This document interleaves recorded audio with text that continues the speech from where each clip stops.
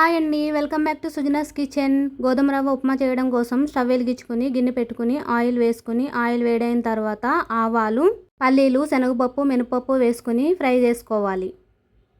ఇలా కొంచెం ఫ్రై అయిన తర్వాత ఎండుమిర్చి వేసుకుని మరి కొంచెం సేపు ఫ్రై చేసుకోవాలి. తర్వాత క్యారెట్ ముక్కలు వేసుకొని ఫ్రై చేసుకోవాలి. తర్వాత పచ్చిమిర్చి, కరివేపాకు వేసుకుని ఫ్రై చేసుకోవాలి. ఇప్పుడు ఆనియన్స్ కూడా వేస్తున్నాను.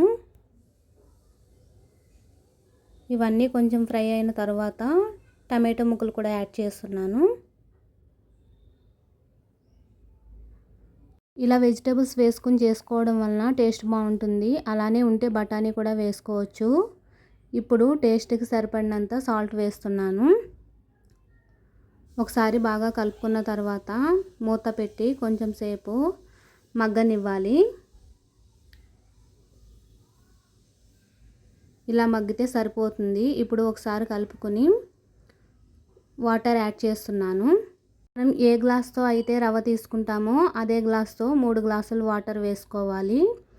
ఒకవేళ ఉప్మా పొడి పొడిగా కావాలనుకుంటే 2 గ్లాసులు మాత్రమే వేసుకోవాలి.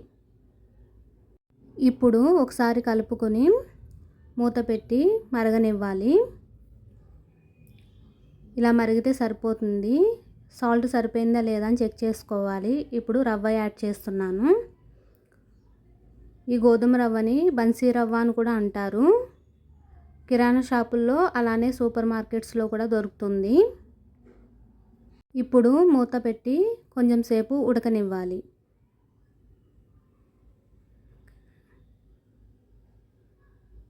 ఇలా మధ్య మధ్యలో మూత తీసుకుని కలుపుతూ ఉండాలి, లేదంటే అడుగు పడుతుంది. ఈ రవ్వ ఉడకడానికి కొంచెం టైం పడుతుంది. ఈ స్టేజ్లో సిమ్లో పెట్టుకుని మాత్రమే చేసుకోవాలి. చూడండి ఎంత సాఫ్ట్గా కుక్ అయిందో, తినడానికి కూడా బాగుంటుంది. ఫైనల్గా టేస్టీ గోధుమ రవ్వ ఉప్మా రెడీ అయింది.